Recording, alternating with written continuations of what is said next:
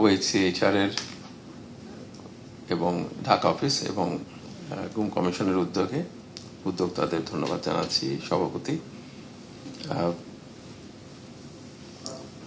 এটা তো একটা চলমান পরিস্থিতি ছিল, এখনো শেষ হয়নি। যতক্ষণ পর্যন্ত গুমের ভিকটিমরা ফেরত না আসেন ততক্ষণ পর্যন্ত গুমের বিষয়টা চলমান থাকে। মানবতা বিরোধী অপরাধ বিচারের চেষ্টা হচ্ছে, আমাদের প্রসিকিউটর আছেন, কিন্তু সমস্ত এভিডেন্সগুলো থাকার পরেও অনেক বাধা থাকে, যে বাধার সঙ্গে সংগ্রাম করতে হচ্ছে প্রতিনিয়ত। আমাদের গুম কমিশন অসাধারণ কাজ করেছে, 2টা রিপোর্ট দিয়েছে, 3য় রিপোর্টের অপেক্ষায় আছি।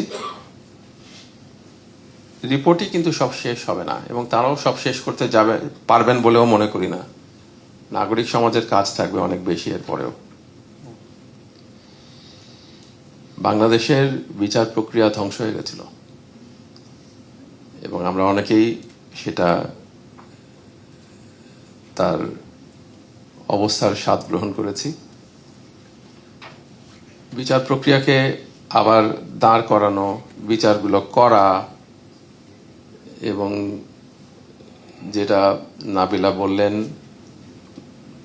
যে অ্যাকচুয়াল ডিটেনশন সেন্টারগুলোতে, আয়নাঘরগুলোকে যদি আমরা রক্ষা করতে পারি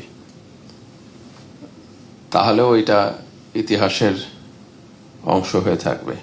আর যদি সেটা রক্ষা করতে না পারি তাহলে শুধু রেপ্লিকাতে কাজ হবে না।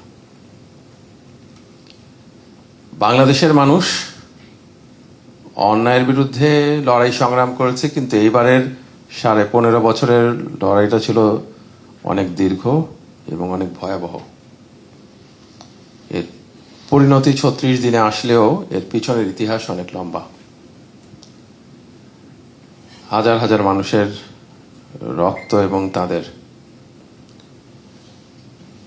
নির্যাতনের ইতিহাসের উপরে দাঁড়িয়ে আছে আজকের বাংলাদেশ।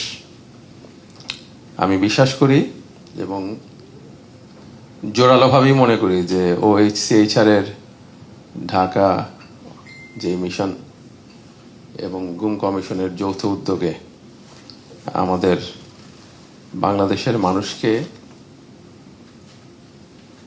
যারা নির্যাতিত হয়েছিলেন, গুমের শিকার হয়েছিলেন এবং অনেকেই বিচার বহির্ভূত হত্যাকাণ্ডের শিকার হয়েছিলেন, তাদের বিচার প্রাপ্তির ক্ষেত্রে একটা পথ দেখিয়ে দিয়ে যাবেন, যেটা শুধু 2টা ট্রাইব্যুনালেই আমি বিশ্বাস করি এটার সমাধান হবে না। চিফ প্রসিকিউটর ভাবতে পারেন যে আরো ট্রাইব্যুনালের প্রয়োজন আছে কিনা। উপদেষ্টা আছেন এখানে, আইন উপদেষ্টা বিচার করবেন। তবে সব শেষে যে কথাটা বলবো, আমি মনে করি আইন উপদেষ্টা এটা সিরিয়াসলি দেখছেন, কারণ এই আইনটা নিয়ে উনি অত্যন্ত কঠিনভাবে লেগে আছেন। এখানে যে 2টা প্রশ্ন বলা হলো, যে যারা এখনো গুমের ভিকটিমরা মামলা টেনে বেড়াচ্ছে, এটা ভেরি সিরিয়াস ইস্যু, এটা আমরা অবশ্যই দেখব। আর আরেকটা হচ্ছে যে ভিকটিম ফ্যামিলিগুলোর তাদের ব্যাংক অ্যাকাউন্টে অ্যাক্সেস করা, এটাও আশা করছি দ্রুতই সমাধান হবে। সবাইকে ধন্যবাদ।